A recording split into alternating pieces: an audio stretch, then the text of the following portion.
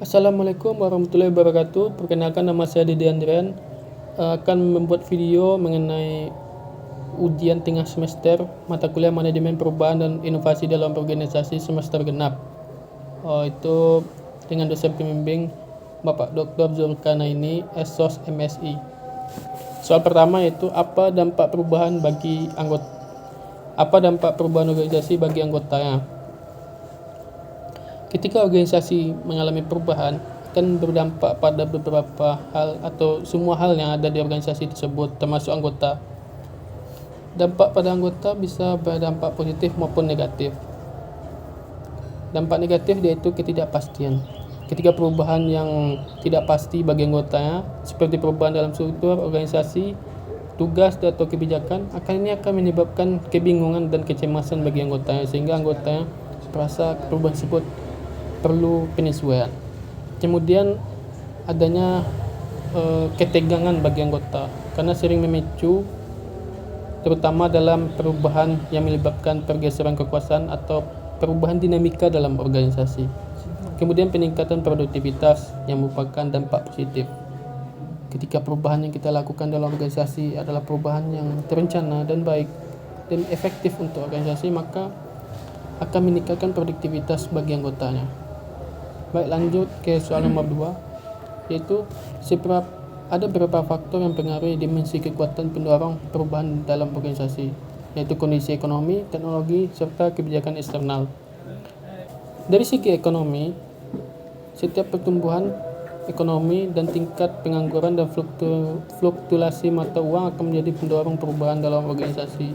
Misalnya ketika ekonomi sedang mengalami kontradiksi, sehingga biaya dan efisiensi operasional harus ditekan, sehingga dalam perubahan dalam organisasi akan mengalami efisiensi atau tidak buang-buang anggaran. Ini juga terkait dengan perubahan struktur, gaji, dan fokus pasar. Kemudian dalam teknologi, setiap organisasi pasti akan menggunakan teknologi yang mumpuni untuk membantu pengerjaan semua kegiatan. Dan ketika teknologi itu mengalami kemajuan, baik informasi maupun pengembangan, akan mempengaruhi organisasi. Dan organisasi perlu beradaptasi terhadap itu. Sehingga dalam memanfaatkan teknologi ini akan sangat membantu dalam kegiatan organisasi. Kemudian faktor eksternal. Keputusan pemerintah seperti keputusan pemerintah, perubahan dan peraturan industri ini akan mempengaruhi organisasi. Contohnya saja pengenalan regulasi baru tentang lingkungan dapat mendorong perusahaan untuk mengadopsi praktik berkelanjutan yang lebih baik, sehingga mengarah pada perubahan strategi bisnis dan produk atau manajemen rantai pasokan.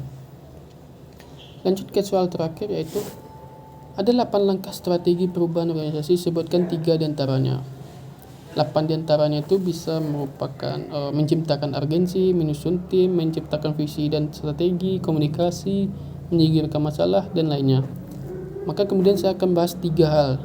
Yang pertama yaitu menciptakan urgensi. Urgensi itu adalah masalah. Kita ciptakan masalah apa yang mau kita adopsi. Kemudian kita lakukan perubahan terhadap tersebut.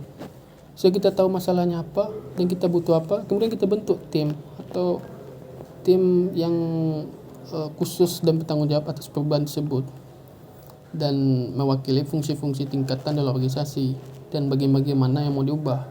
Setelah adanya tim, kita rencanakan perubahannya. Setelah kita rencanakan itu biasanya terkait visi dan misi, tujuan pengolahan, hal-hal apa aja yang akan diubah gitu, terkait pelaksanaan perubahan. Yang terakhir kita implementasikan.